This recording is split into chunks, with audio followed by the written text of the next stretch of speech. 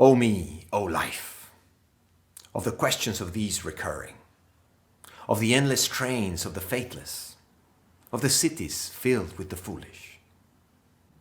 Hi, welcome to Human Wi-Fi, where we can connect on things that make us feel alive. My name is Manuel Asali. Today I want to talk to you about a poem written by Walt Whitman called O me, O life. In the case you're not familiar, Walt Whitman was an American poet. He was a writer, a journalist from the 19th century. Some people call him the father of free verse. Now, I have reflected a lot on this poem. Actually, you may have heard fragments of this poem in a movie called Dead Poets Society. Quick tangent, if you've never seen that movie, you should.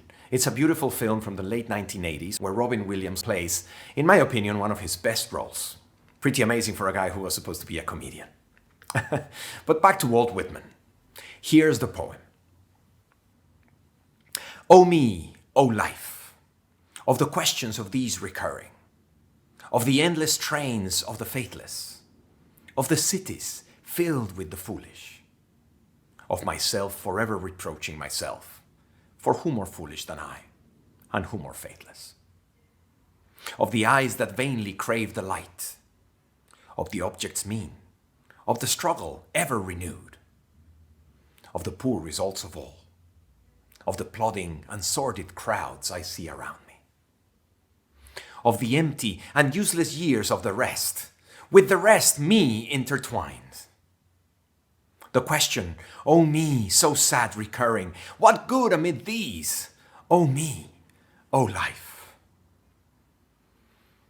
Answer, that you are here, that life exists, and identity, that the powerful play goes on, and you may contribute a verse. Wow, strong stuff. Here's my humble interpretation of what Walt Whitman is saying. He's looking at the sad state of things, at how everything seems to be always falling apart, struggling with poor results, the wasted opportunities, the dissipated human energy, how we're always living as though we were half asleep. So then he asks, what's the use of all this? Why bother at all? It's like a cry for help, isn't it? And then he simply says, answer, that you are here, that life exists.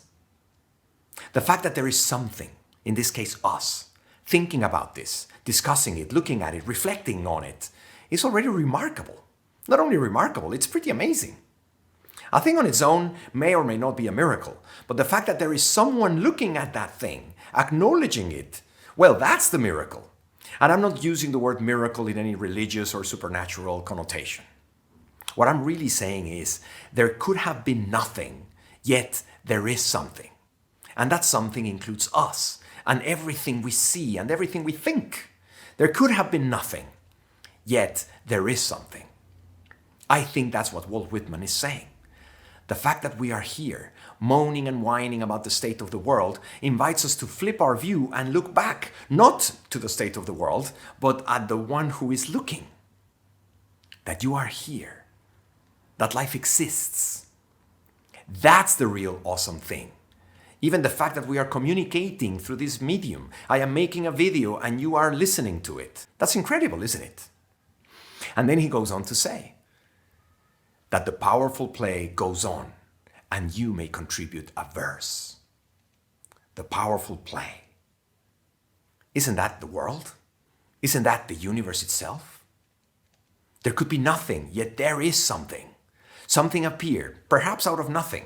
And that something appeared like a stage, like a play. It's a performance, and we are all part of it. We are the actors. Think of society, nature, the earth, the planets, the entire universe. That's a powerful play, isn't it?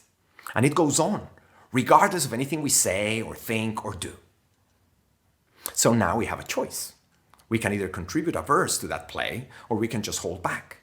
If you do contribute, what would your verse be? Will it improve the play or diminish it? I tell you, this is strong stuff.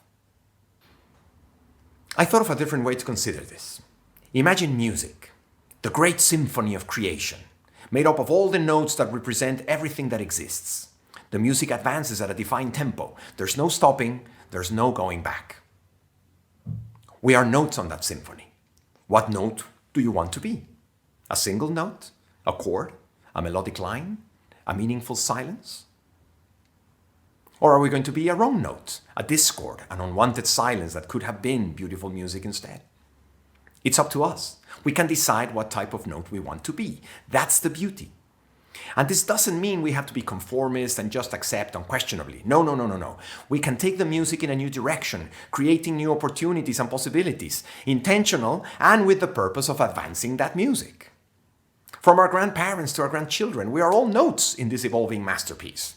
But we are still responsible for our note, and the future pages are empty. I think that's what Walt Whitman is saying, that the powerful play goes on, and you may contribute a verse. Think about it. This is an amazing opportunity, and it's up to us, up to you and me. So let's play a cool note. Play a note that doesn't horribly crash with the neighboring notes. Be a note that is worth it, that uplifts everybody's music.